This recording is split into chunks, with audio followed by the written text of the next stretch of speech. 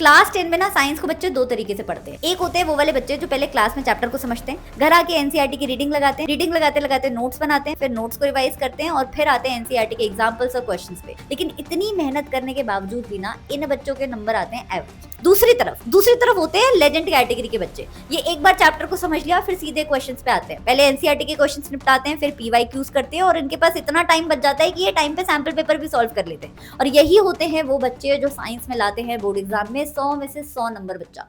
So hi, my name is Shubham Pathak. Welcome to my channel and today I am going to tell you that how you can score 100 out of 100 in science. So देखो बच्चा 99% class 10 के बच्चे ना science का syllabus देख के थोड़ा overwhelm हो जाते हैं और बनता भी है क्योंकि 12 चैप्टर आ रहे हैं, 13 चैप्टर आ रहे हैं, चैप्टर्स बहुत बड़े बड़े हैं, हर लाइन इंपॉर्टेंट है, हर टॉपिक में से बोर्ड एग्जाम में क्वेश्चन आया हुआ है। So it is all very scary. लेकिन तुम्हें ना इसी डर को जीतना है और इसी स्टेप को मैं बोलती हूँ डिवाइड एंड कॉन्कर।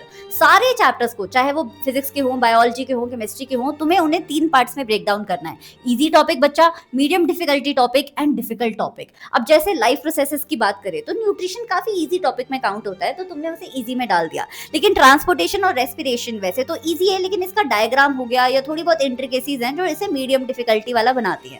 लेकिन excretion, how is urine formed, इस तरीके के क्वेश्चन इसे डिफिकल्ट टॉपिक में डालते हैं। तो जब तुम चैप्टर को इन 3 पार्ट्स में डिवाइड करते हो ना तो तुम्हारा चैप्टर का डर ना आधा हो जाता है। अब तुम्हें पूरा चैप्टर नहीं पढ़ना, तुम्हें सिर्फ ये टॉपिक्स लगाने हैं। तो ऐसा तुम्हें पूरे सिलेबस के साथ करना है साइंस का। तुम चाहो तो अपना टेबल बना सकते हो लेकिन तुम्हारी मेहनत कम लगे और तुम सही जगह अपनी एनर्जी लाओ, इसीलिए मैं पूरे साइंस के सिलेबस को इन 3 पार्ट्स में डिवाइड करके लेके आई हूँ बच्चा। इससे तुम्हारा सिलेबस टाइम पे खत्म होगा और तुम्हें एग्जैक्टली पता होगा कि कौन सा टॉपिक तुमने कर लिया है और कौन सा टॉपिक तुम्हारा छूट रहा है। बच्चा ये इमेज मेरे टेलीग्राम चैनल पे अवेलेबल है, तुम वहां से इसे उठा सकते हो आज ही। तो स्टेप 1 क्या है? सबसे पहले हमें सिलेबस का हुआ खत्म करना है, हमें उसे 3 पार्ट्स में डिवाइड करना है। अच्छा, जब भी तुम पढ़ने बैठो कोई 3 चैप्टर तुम्हें उठाने हैं। अब उस 3 चैप्टर के या तो तुम इजी टॉपिक्स लगा लो डिफिकल्ट टॉपिक्स के साथ, या तो तुम मीडियम डिफिकल्टी वाले टॉपिक्स लगा लो डिफिकल्ट टॉपिक्स के साथ। लेकिन तुम्हें डिफिकल्ट टॉपिक्स बच्चा रोज लगाने हैं। इन्हें अगर प्रिपरेटरी हॉलिडेज के लिए छोड़ दिया तो रट्टा मारने के अलावा ना कोई भी और साधन नहीं बचेगा और रट्टा पेपर में ना अक्सर काम आता नहीं है। तो इसे तुम्हें पहले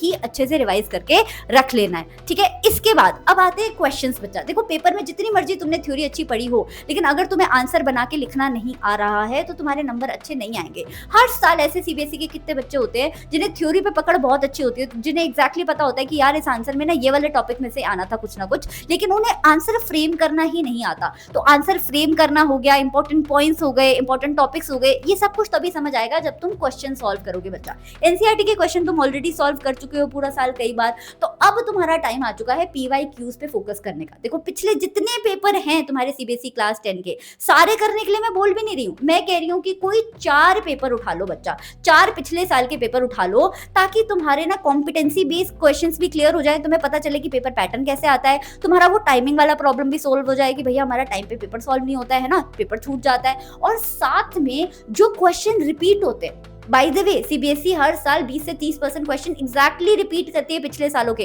तो वो रिपीट वाले क्वेश्चन तुम्हारे मुट्ठी में हो जाएंगे। रिसोर्स बुक का कोई टाइम नहीं है बच्चा, पहले लगा ली तुमने अपनी अंडरस्टैंडिंग ऑफ कॉन्सेप्ट्स के लिए, ठीक है, लेकिन अभी रिसोर्स बुक को खरीद के या उनमें से क्वेश्चन लगाने का टाइम नहीं है, क्योंकि वो ना बच्चा उनके अपने राइटर्स होते हैं, वो राइटर्स से क्वेश्चन बनवाते हैं। वो वाले क्वेश्चन नहीं होते जो तुम्हारे teachers as a question bank collect करके बैठे होते हैं जिसमें से सीबीएसई फिर फर्दर जाके पेपर बनाता है। नहीं, वो होते हैं नए क्वेश्चन, आर्बिट्री क्वेश्चन। तो रिसोर्स बुक पे कम फोकस करेंगे हम फाइनल के डेज में, हम पीवाईक्यूज पे ज्यादा फोकस करेंगे। हमें जो है ना 2024, 2025, 2023, 2022 ये 4 पेपर लगाने हैं बच्चा, ठीक है, ये 4 पेपर लगाने हैं। तो 25 का तो नहीं, 2021 सॉरी। तो 2 दिन निकालने हैं कोई तुम्हें साइंस के लिए, 2 पेपर एक दिन सॉल्व करने हैं, 2 पेपर एक दिन सॉल्व करने हैं। अब एक पेपर को सॉल्व करने के लिए तुम्हें बोर्ड एग्जाम में मिलेंगे 3 घंटे, लेकिन जब तुम ये पेपर सॉल्व कर रहोगे तुम्हें खुद को देने हैं बच्चा 2.5 घंटे। 2.5 घंटे मैक्सिमम टाइम है, 2.5 घंटे से कम भी दे सकते हो।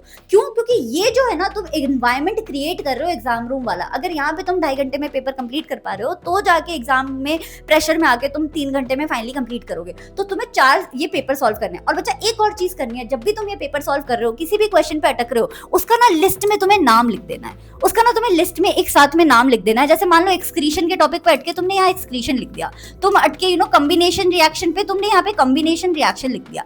इससे क्या होगा ना कि तुम्हें एग्जैक्टली पेपर की प्रिपरेटरी हॉलिडेज में पता होगा कि यार अभी भी साल के इतने आखिरी में भी मेरे ये वाले क्वेश्चन, इन टॉपिक से जो क्वेश्चन है मेरे थोड़े छूट रहे हैं, तो मुझे इन पे फोकस करना है, ठीक है। तो ये हो गया स्टेप 2 तुम्हारा। स्टेप 3 बच्चा मॉडल आंसर राइटिंग। देखो मैं मानती हूँ कि थ्योरी अगर तुमने पढ़ी है तो तो आंसर तुम्हें आता होता है, लेकिन कई बच्चों को अच्छे से थ्योरी पढ़ने के बाद भी ना आंसर फ्रेम करना नहीं आता होता है, and it is completely okay. अब हम यहाँ तुम्हें इंग्लिश का लेक्चर तो नहीं देंगे कि यार ग्रामर ये होती है और इस तरीके से तुम्हें स्टेटमेंट्स बनाने होते हैं, अभी उसका टाइम नहीं है।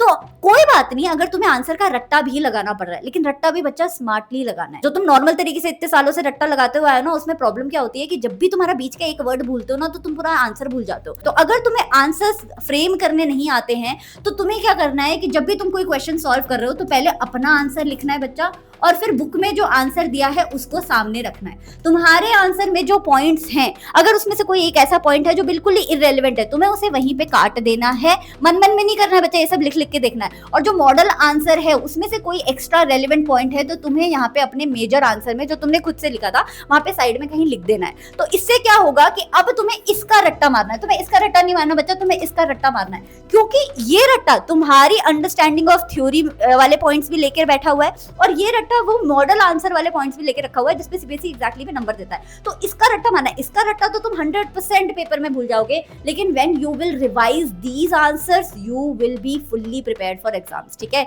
तो मॉडल आंसर प्रैक्टिस तुम्हें करनी है। दूसरा, तुम्हें एक फाइनल पेपर में 3 फरवरी को ना अपने देखो टेलीग्राम चैनल पे रिलीज करूंगी, वो पेपर भी सॉल्व करना है 2.5 घंटे के अंदर। देखो हम सीबीएसई टीचर्स जो होते हैं ना, वो पेपर पैटर्न स्टडी करते हैं। 5 साल से मैं पढ़ा रही हूँ, तुम्हारे तो एग्जाम में एक ही पेपर आएगा, एक सेट आएगा, राइट। हमारे तो हमें सीबीएसई के सारे सेट पढ़ने होते हैं हर साल, और क्योंकि हम ये हर साल ये सेट पढ़ रहे होते हैं ना, तो हमारे पास एक नॉलेज होती है कि यार पिछले साल जो है ना इस वाले इंपॉर्टेंट टॉपिक में से 5 नंबर का क्वेश्चन आया था, लेकिन चैप्टर का ये वाला इंपॉर्टेंट टॉपिक ना पिछले साल पेपर में आया ही नहीं था, तो इस साल ना ये वाला आएगा, क्योंकि सीबीएसई हर साल इंपॉर्टेंट टॉपिक को कुछ रिप्रेजेंटेशन देता है। तो कहने की बात ये है कि टीचर्स के पास होती है नॉलेज, इसीलिए तुम देखते हो कि एग्जाम जैसे जैसे करीब आते हैं टीचर्स बोलते हैं ये हाईली प्रोबेबल क्वेश्चंस है, राइट। तो उन्हीं हाईली प्रोबेबल क्वेश्चंस का मैं एक पेपर बनाने वाली हूँ तुम्हारे लिए, जो 3 फरवरी को मैं तुम्हारे लिए टेलीग्राम पे रिलीज करूंगी। इसकी आंसर शीट अगले दिन रिलीज होगी बच्चा, तो तुम्हें 3 फरवरी को ये पेपर सॉल्व करना है, फिर आंसर शीट में से अपने आप को मार्क्स देने हैं, ठीक है। तो 3 फरवरी को साइंस के लिए तुम्हें टाइम निकालना है बच्चा, शाम को 7 बजे मैं तुम्हें ये रिलीज कर दूंगी टेलीग्राम चैनल पे। तो याद रखना साइंस का ये पेपर डिसाइड करेगा कि तुम 80 मार्क्स लाओगे कि 95, ठीक है। So this is your step 3। सो ये तो 3 चीजें मैं तुम्हें दे रही हूँ। इसके बाद स्टेप 4 होता है बच्चा ब्लाइंड स्पॉट। हर सब्जेक्ट के ना कुछ ब्लाइंड स्पॉट्स होते हैं। अगर मैं तुम्हारे साइंस की बात करूं तो साइंस के सिर्फ और सिर्फ 4 ब्लाइंड स्पॉट है, लेकिन वो बहुत भयंकर ब्लाइंड स्पॉट है बच्चा, क्योंकि उसमें ना एक तरीके से पूरा सिलेबस ही कवर हो जाता है, ठीक है। मैं बताती हूँ क्या। देखो डेफिनेशन वगैरह तो जब तुम थ्योरी पढ़ते हो आंसर लिखते हो तब तुम्हारी क्लियर हो जाती है। तो इसीलिए तुम्हारे 4 ब्लाइंड स्पॉट है, डायग्राम बायोलॉजी के लिए, केमिकल इक्वेशन केमिस्ट्री के लिए, न्यूमेरिकल फिजिक्स के लिए, और फॉर्मूले थोड़े से तुम्हारे केमिस्ट्री के भी फॉर्मूले होते हैं। केमिस्ट्री के फॉर्मूले नहीं होते हैं तो चलो वैलेंसीज होती है, यू नो एटॉमिक नंबर्स वगैरह होते हैं, और तुम्हारे फिजिक्स में फॉर्मूले होते हैं। तो ये 4 ब्लाइंड स्पॉट्स को तुम्हें जब भी तुम्हारा सिलेबस साइंस का खत्म हो जाता है, राइट, और जब भी तुम ये पेपर्स लगा लेते हो जो स्टेप्स मैंने यहाँ पे बताए हैं, उसके बाद तुम्हें ना ये बैठ के एक दिन रिवाइज कर लेने हैं। सिर्फ एक दिन निकालना है और उसमें ये सारा रिवाइज कर लेना, और उस दिन में तुम इंग्लिश ग्रामर और हिंदी ग्रामर वगैरह भी पढ़ सकते हो, इसमें इतना टाइम नहीं लगेगा, ठीक है। डायग्राम को बना बना के देखना है बच्चा, लेबलिंग लगा लगा के देखनी है। लेबलिंग में अगर मिस्टेक होती है स्पेलिंग की तो हमारा आधा नंबर कट जाता है, और यही सिली मिस्टेक होती है जिससे हमारा वो 100 में से 100 लाने वाला सपना पूरा नहीं होता। So these are your blind spots and this is what you have to practice बच्चा। इसके अलावा तुम्हारे साइंस के बायोलॉजी के जितने चैप्टर्स है सबके हैंडमेड नोट्स मेरे टेलीग्राम चैनल पे अवेलेबल है। So do not forget to join my Telegram channel today बच्चा,